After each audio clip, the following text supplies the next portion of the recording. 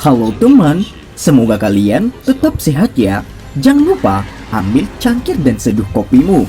Tanpa nunggu lama kayak LDRan kamu dengan dia, langsung kita ke alur ceritanya. Battle Through the Heaven. Melanjutkan dari cerita sebelumnya. Tidak ada seorang pun di aula besar ketika Xiaoyan keluar dari ruang rahasia. Dia merasa agak terkejut. Dengan ini sebelum dia segera menggelengkan kepalanya dengan senyum pahit. Dia mencari tempat duduk dengan nyaman. Semua kesibukan selama periode waktu ini telah membuatnya sedikit lebih lelah. Tiba-tiba terdengar pintu terbuka. Pintu ke aula dengan lembut didorong saat Xiaoyan sedang memulihkan diri dengan mata tertutup, dan dia tiba-tiba membuka matanya. Hahaha, kenapa kamu masih pergi setelah kamu masuk? Ucap Xiaoyan. Suara hangat tiba-tiba terdengar. Apakah kamu baik-baik saja? Xiaoyu berdiri di pintu, tatapannya melihat ke segala arah saat dia bertanya dengan lembut kepada Xiaoyan. Sejak kapan kamu begitu lembut? Xiaoyan terkejut saat dia melihat Xiaoyu. Wanita ini sangat kejam padanya sejak dia masih muda. Kapan dia berbicara dengan kelembutan seperti itu? Xiaoyu segera merasa sedikit marah ketika dia mendengar kata-kata terkejut Xiaoyan. Xiaoyu menjadi tumpul setelah meninggalkan ketidakbiasaan di dalam hatinya. Sudahkah kamu baik-baik saja selama 2 tahun terakhir ini? Tanya Xiaoyan. Ya, Xiaoning dan Xiaomei juga telah masuk ke akademi dalam. Mereka melakukan dengan sangat baik dengan perlindungan gerbang Pan. Xiaoyu mengangguk dan menghela nafas kepada Xiaoyan. Singkat cerita, setelah mereka berbincang-bincang agak lama, setelah itu Xiaoyan memimpin untuk berdiri dan mencari Xiaoli. Tapi kebetulan Xiaoyan melihat Xiaoli. Saudara kedua, apakah kamu mencari aku untuk sesuatu? Tanya Xiaoyan. Apakah cederamu baik-baik saja? Tanya Xiaoli kepada Xiaoyan. Xiaoyan tersenyum dan mengangguk. Tatapannya berhenti di tubuh Xiaoli saat dia menunggu yang terakhir untuk berbicara. Tujuan Xiaoli mencari Xiaoyan adalah untuk membentuk fraksi di wilayah sudut hitam untuk mempersiapkan penyerbuan besar-besaran terhadap sekte awan berkabut di Kekaisaran Chiama. Setelah Xiaoyan mendengar itu, dia pun setuju, dan masalah mereka sekarang adalah orang-orang dari Akademi Dalam. Namun Xiaoyan segera menemui Penatua Suqian untuk membicarakan hal itu untuk menyetujui pembentukan fraksi itu di wilayah sudut hitam. Kamu ingin membentuk fraksi di wilayah sudut hitam? Suqian segera merajut alisnya ketika dia mendengar kata-kata Xiaoyan di ruang pertemuan penatua. Penatua pertama, aku juga sadar bahwa wilayah sudut hitam telah menjadi duri bagi Akademi Jianan. Namun karena lingkungan tempat itu akan selalu memiliki kemampuan ofensif yang sangat kuat. Seperti kata pepatah, lebih baik untuk menyebar daripada berhenti. Jika kamu ingin mengakhiri masalah ini, wajar saja kamu tidak dapat melakukannya dengan metode yang paling kuat. Jika saudara keduaku benar-benar berhasil memperluas fraksi di wilayah sudut hitam, itu akan berakhir dengan membantu Akademi Dalam dengan menyelamatkan banyak masalah. Selain itu, kami juga dapat membantu memantau beberapa fraksi yang memiliki permusuhan terhadap Akademi Dalam, ucap Xiaoyan. Reaksi Suqian tidak melampaui harapan Xiaoyan. Yang terakhir hanya tersenyum dan menjelaskan. Setelah beberapa lama membujuk penatua pertama, akhirnya juga penatua itu setuju. Xiaoyan telah siap menyelesaikan urusannya dengan penatua pertama. Setelah Xiaoyan menemui penatua pertama, akhirnya Xiaoyan kembali. Xiaoyan telah siap menyelesaikan urusannya dengan penatua pertama. Sekarang dia kembali ke gerbang Pan untuk membicarakan lanjutan pembentukan fraksi yang mereka ajukan. Xiaoli merasa senang karena tidak ada penentangan dengan pengusulan hal tersebut. Xiaoli dengan tidak sabar langsung ingin bergegas keluar dari Akademi Dalam dan segera menuju wilayah sudut hitam. Xiaoyan pun tidak berdaya karena sifat kakaknya Xiaoli yang terburu-buru. Scene berganti. Xiaoyan pun melanjutkan pelahati. Scene berganti. Setelah membicarakan masalah pembentukan Setelah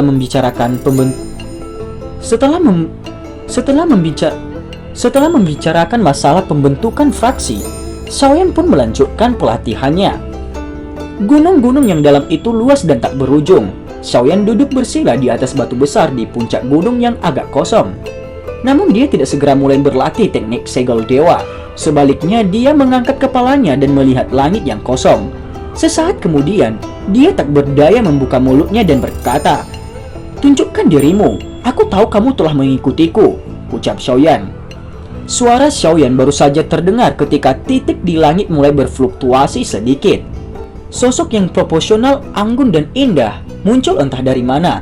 Sebuah tatapan sedingin es melesat ke arah tubuh Xiaoyan. Kalau dilihat, itu adalah Ratu Medusa. "Apakah kamu mencari kematian?"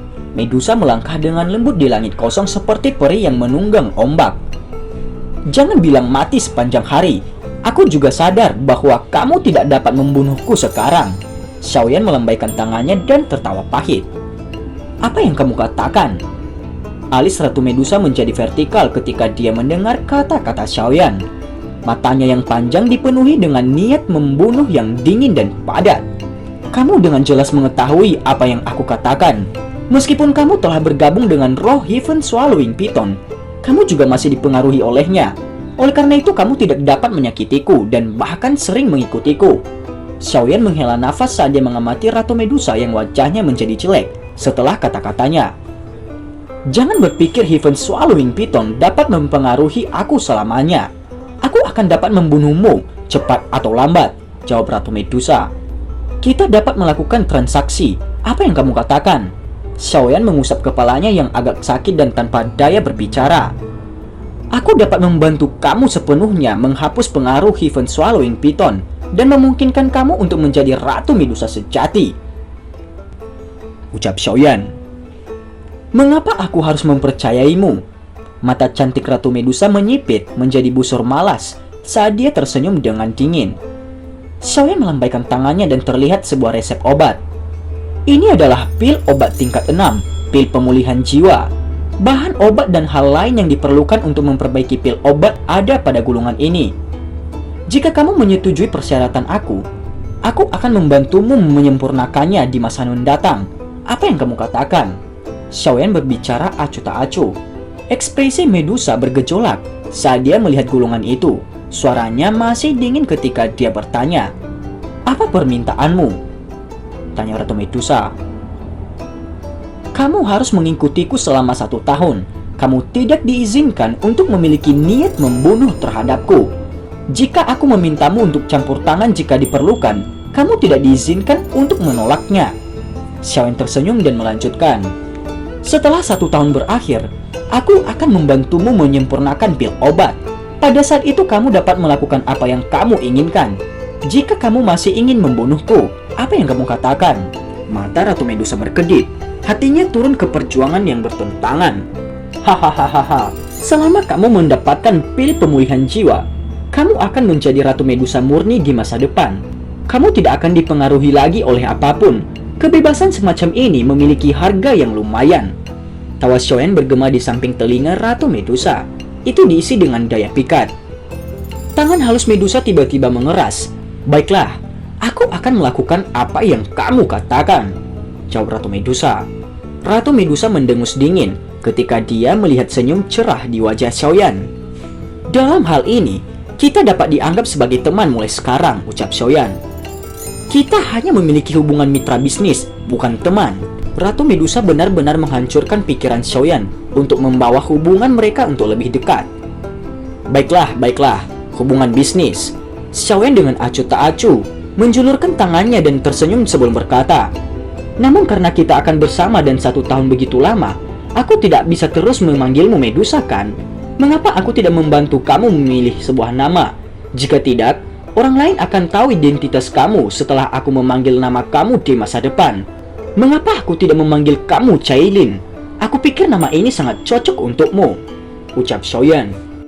Cailin adalah berarti skala warna-warni yang mengacu pada skala warna-warni di surga menelan piton. Medusa menjawab, "Ratu Medusa bukan hanya namaku, tetapi juga statusku. Aku tidak perlu kamu mengubah namaku." Begitu dia mengatakan ini, dia berbalik dan bergegas di kejauhan.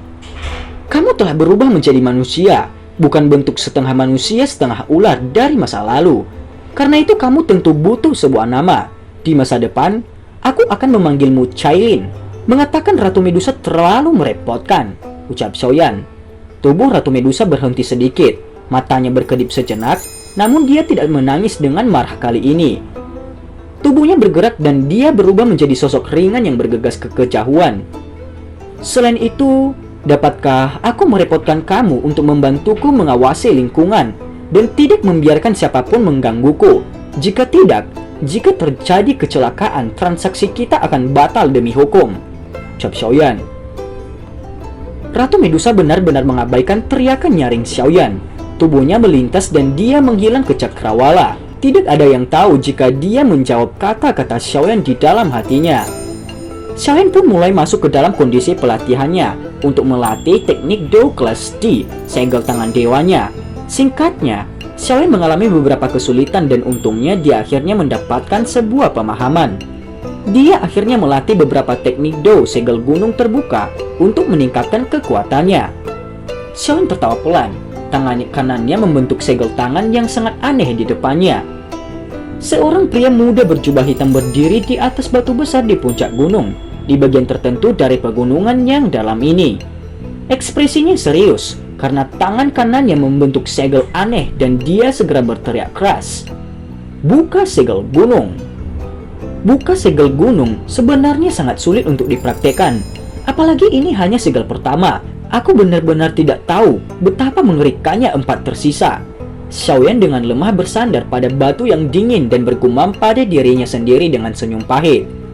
Setelah melakukan beberapa pelatihannya, kekuatan Douqi saat ini di dalam tubuh Xiaoyan tidak bisa dibandingkan dengan orang lain di kelas Douwang.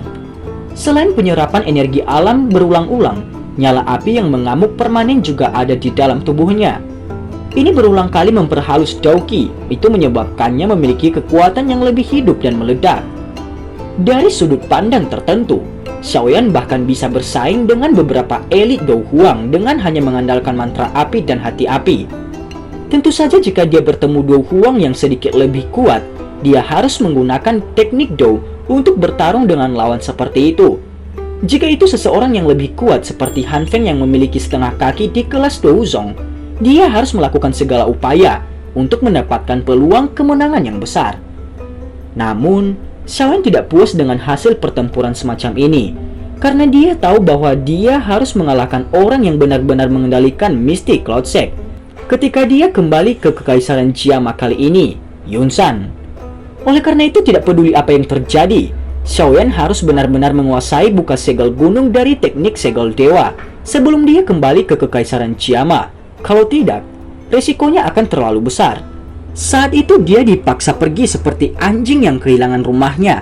Saat dia diusir dari Kekaisaran Jiama, ini bisa terjadi sekali, tetapi itu tidak akan terjadi kedua kalinya. Xiaoyan tiba-tiba membuka matanya saat pikiran ini terlintas di dalam hatinya. Rasa dingin menerpa mata hitam gelapnya. Yunsan, tunggu saja. Aku Xiaoyan mengatakan bahwa aku akan kembali. Dan aku pasti akan kembali untuk membalas dendam atas perseteruan darah ini, ucap Xiaoyan. Open Mountain Seal. Aku tidak percaya aku tidak bisa menguasaimu, ucap Xiaoyan. Wajah tegang pria muda itu menatap matahari panas di puncak gunung saat tangannya menarik tanpa lelah. Scene berganti setelah Han Feng meninggal. Oleh karena itu memberi Xiaoli kesempatan untuk meraihnya. Setelah menggunakan cara berdarah untuk menghapus beberapa fraksi yang menolak di dalam kota, dia benar-benar mengendalikan kota ini saat ini. Selama setengah bulan ini, Xiaoli menduduki kota Feng. Gerbang Xiao yang didirikan Xiaoli juga mendapatkan beberapa ketenaran dalam kawasan sudut hitam. Namun fraksi-fraksi lainnya kebanyakan mengadopsi sikap menonton dari sela-sela dengan mata dingin. Mereka menunggu Akademi Jianan untuk membalas terhadap fraksi yang sangat berani ini, yang belum pernah mereka dengar sebelumnya. Sesuai dengan harapan mereka, Akademi Jianan saat ini pasti tidak akan mengizinkan fraksi lain dari wilayah sudut hitam untuk mengendalikan kota ini yang paling dekat dengan Akademi Dalam. Namun apa yang menyebabkan mereka terkejut adalah bahwa masih belum ada kegiatan dari Akademi Dalam setelah hampir 2 bulan.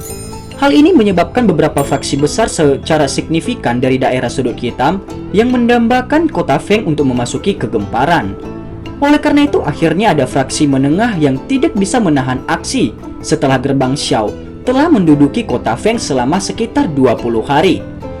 Fraksi ini memiliki sekitar 100 orang, yang terkuat di antara mereka adalah bintang 4 Douwang.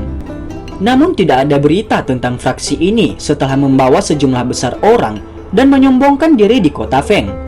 Beberapa mata-mata hanya menjadi sadar akan situasi setelah melakukan beberapa pertanyaan. Hampir setengah dari orang-orang ini dibunuh oleh gerbang Xiao, sisanya semua sudah menyerah. Segera ada keributan di dalam kawasan sudut hitam saat berita ini tersebar. Mampu membunuh lebih dari setengah fraksi tingkat kedua. Kekuatan gerbang Xiao ini kemungkinan adalah salah satu yang memiliki kualifikasi untuk hampir memasuki kategori fraksi tingkat pertama. Kekuatan semacam ini sudah cukup untuk menyebabkan beberapa fraksi memandangnya dengan jahat untuk melemahkan permusuhan mereka. 3 fraksi tingkat pertama bergandengan tangan, tampaknya mungkin tidak dapat dibandingkan dengan aliansi hitam saat itu, tetapi itu tidak bisa diremehkan. Dihadapkan dengan serangan kuat semacam ini yang memiliki setidaknya 3 elit Douwang, itu tidak mungkin bagi kekuatan Xiaoli sendiri untuk memblokirnya. Oleh karena itu, pesan Merpati diam-diam terbang keluar dari kota Feng saat sejumlah besar pasukan dari 3 fraksi besar mulai menuju ke kota Feng. Akhirnya ia menuju ke pegunungan yang dalam di Akademi Dalam ini dengan cepat terbang. Boom! Sidik jari energi giok hijau yang sangat besar tiba-tiba muncul di langit. Itu segera membawa suara angin kencang yang menakutkan karena dengan keras menabrak dinding gunung seperti bola meriam.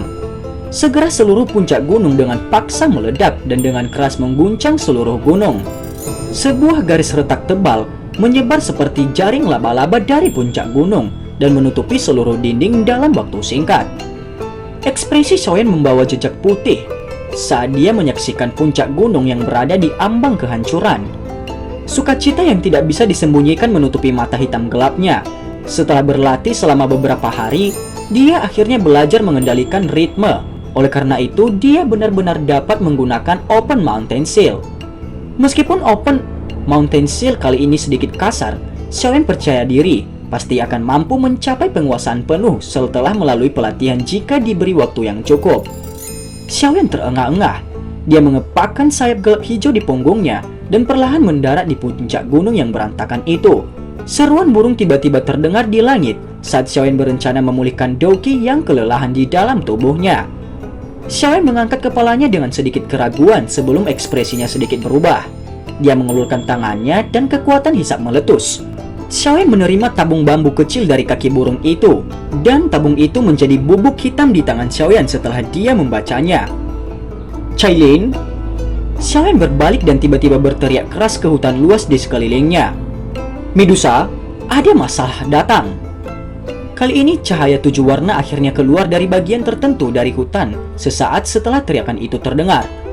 Ada beberapa masalah yang mengharuskan aku untuk masuk ke wilayah sudut hitam. Ayo pergi.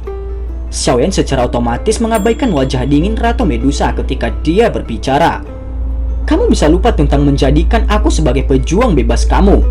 Alis Medusa tegap saat dia berbicara dengan suara yang dingin. Tidak akan ada lagi yang akan membantu kamu menyaring obat pemulihan jiwa jika aku mati. Xiaoyan tersenyum acuh tak acuh dan mengancam Ratu Medusa. Mengingat kekuatan Xiaoyan dan Medusa, sepertinya mereka akan cukup untuk menyapu seluruh kawasan wilayah sudut hitam. Yang disebut saudara emas perak mungkin bisa bergandengan tangan untuk menunda Suqian. Namun jika lawan mereka adalah Ratu Medusa, sepertinya mereka tidak akan beruntung. Lagi pula dia bukan elit biasa Douzong. Pada saat ini semua perhatian dalam kota Feng berkumpul di rumah besar di tengah kota. Tempat itu kemungkinan adalah pusat kota. Sekitar setengah jam yang lalu, 3 unit besar telah menyombongkan diri di kota Feng sebelum akhirnya bergegas ke rumah besar Kaisar Han Feng sebelumnya. Saat ini tempat itu ditempati oleh fraksi yang menguasai kota Feng, yaitu Gerbang Xiao. Sebagian besar orang di dalam kota Feng telah mendengar 3 fraksi kuat ini setelah semua reputasi mereka menyebar ke seluruh wilayah sudut hitam karena mereka fraksi tingkat pertama. Oleh karena itu hampir semua orang akrab dengan mereka. Sekte Langit Gelap, Gerbang Luosa, dan Geng Singa Liar. Ketiga fraksi besar ini sangat terkenal, fraksi kuat dalam wilayah sudut hitam. Para pemimpin dari 3 fraksi besar adalah ahli yang menduduki peringkat kuat dalam 10 besar peringkat hitam. Setiap orang acak di antara mereka tidak lebih lemah dari Fan Lao yang telah meninggal di tangan Xiaoyan. Saat itu aliansi hitam sangat megah. Namun ketiga fraksi ini dapat memilih untuk menolak bergabung dengan mereka, bahkan dalam situasi semacam itu. Dari sini orang dapat mengatakan bahwa mereka memiliki modal yang cukup kuat. Selain itu, para pemimpin dari tiga fraksi itu tidak bodoh. Mereka secara alamiah tidak akan mau menyinggung perasaan orang-orang yang mereka tidak mampu untuk menyinggung. Meskipun Han Feng adalah seseorang yang mereka takuti, itu jauh dari titik di mana mereka harus bersujud di hadapannya. Ada banyak orang yang merasa iba terhadap gerbang Xiao sekarang karena ketiga fraksi ini telah mengirim pasukan mereka ke kota Feng. Di mata banyak orang, gerbang Xiao adalah seperti seorang siswa yang bertemu dengan seorang master ketika berhadapan dengan ketiga fraksi tingkat pertama ini. Meskipun gerbang Xiao memiliki kualifikasi yang dekat dengan fraksi tingkat pertama. Di aula yang luas, di dalam sebuah halaman yang luas, suasananya sangat tegang dan tampak seperti akan meledak dengan satu percikan api. Saat ini ada 4 sekelompok orang di dalam aula saat ini. Yang terjauh di dalamnya adalah gerbang Xiao yang mengendalikan kota Feng. Ketiga orang lainnya di luar tampaknya orang-orang dari apa yang disebut dengan Sekte Langit Gelap, Gerbang Luosha, dan Geng Singa Liar. Kamu adalah pemimpin gerbang Xiao kan? Aku tidak akan bertele-tele. Jangan salahkan kami karena mencuci tempat ini dengan darah jika kamu tidak memberi aku jawaban yang jelas dalam waktu 1 jam. Seorang pria besar paruh baya dengan dada kosong yang menunjukkan seekor singa besar yang meraung ke langit terlihat samar-samar di dadanya melirik Xiaoli. Senyum muncul di wajahnya yang dipenuhi dengan aroma berdarah. Pemimpin Sekte Yan masih terus terang, namun aku juga menyetujui kata-kata ini. Pria parubaya itu baru saja berbicara ketika seorang wanita cantik yang mengenakan mantel tertutup menutup mulutnya dan tertawa dengan penuh kasih. Ada tato bunga popi genit di sisi wajahnya di dekat telinganya. Meskipun itu indah, ia memiliki racun yang mematikan. Seorang pria tua bermuka gelap di sisi lain tertawa dengan gelap. Tangannya yang seperti tulang yang keriput bergerak di atas meja. Aku yang lama belum bertarung untuk jangka waktu tertentu. Aku bertanya-tanya, apakah aku akan sama kejamnya di masa lalu jika aku melakukannya? Ucap orang itu. Ada hampir 100 orang berdiri dengan cara tersebar di belakang ketiga orang ini. Orang-orang ini berlumuran darah. Tatapan mereka sedingin binatang buas. Tatapan Xiaoli gelap dan dingin saat dia mengamati 3 orang yang berbicara yang dengan sama. Aku sangat sadar kalian bertiga memiliki kepalan yang cukup besar dalam wilayah sudut hitam. Kamu semua kuat dan tidak ada yang bisa aku lakukan jika kamu ingin menduduki kota Feng. Mungkin bagiku untuk menyerahkan kota Feng, tapi hanya ada satu kota. Kepada siapa aku serahkan kota ini? Ucap Xiaoli. Xiaoli bermain dengan cangkir teh di tangannya ketika tiba-tiba mengajukan pertanyaan. Ada sedikit perubahan di atmosfer di dalam aula ketika kata-kata Xiaoli ini terdengar. Sesaat kemudian seorang wanita yang dibelai cantik itu tertawa. Keinginanmu tidak buruk, tetapi rencana semacam ini untuk mengadu domba kita satu sama lain tidak ada gunanya. Kamu tidak perlu khawatir tentang siapa yang akhirnya akan bertanggung jawab atas kota ini. Yang perlu kamu lakukan adalah memimpin orang-orangmu keluar dari kota Feng, ucap wanita itu. Xiaoli mengencangkan cengkramannya di cangkir tehnya. Dia menghela nafas dengan beberapa kekecewaan di dalam hatinya. Mereka memang sangat berpengalaman dan tidak menunjukkan tanda-tanda jatuh untuk tipu muslihat ini. Mungkin bagi kami untuk meninggalkan kota Feng, namun aku bukan pemimpin gerbang Xiao. Haruskah kamu tidak menunggu pemimpin kami kembali jika kamu ingin kami pergi? Tanya Xiaoli. Xiaoli mengerutkan kening. Beberapa niat membunuh muncul di wajahnya yang dingin saat dia berbicara dengan suara yang dalam. Saat ini dia perlu berjuang untuk menunggu Xiaoyan kembali. Sepertinya kamu sedang bercanda. Di mana kamu menemukan semua omong kosong ini untuk dikatakan? Aku yang lama di sini untuk membicarakan hal ini denganmu. Aku di sini untuk memberitahu kamu untuk keluar dari kota ini. Pria besar dengan lengan terbuka segera melebarkan matanya pada kata-kata Xiaoli. Telapak tangannya menghantam meja di depannya sampai hancur berkeping-keping saat dia tertawa liar. Ekspresi Xiaoli segera menjadi suram. Hahaha. Kamu ingin gerbang Xiao aku keluar dari kota Feng? Bahkan Han Feng tidak memenuhi syarat untuk melakukannya. Apa yang membuat kamu berpikir kamu berhak? Tawa dingin samar tiba-tiba bergema tepat ketika atmosfer hampir runtuh. Sosok hitam segera muncul di tengah aula dengan cara seperti hantu di depan mata semua orang. Dan cerita pun bersambung. Terima kasih telah mendengarkan Mimin sampai akhir ya, dan sampai jumpa.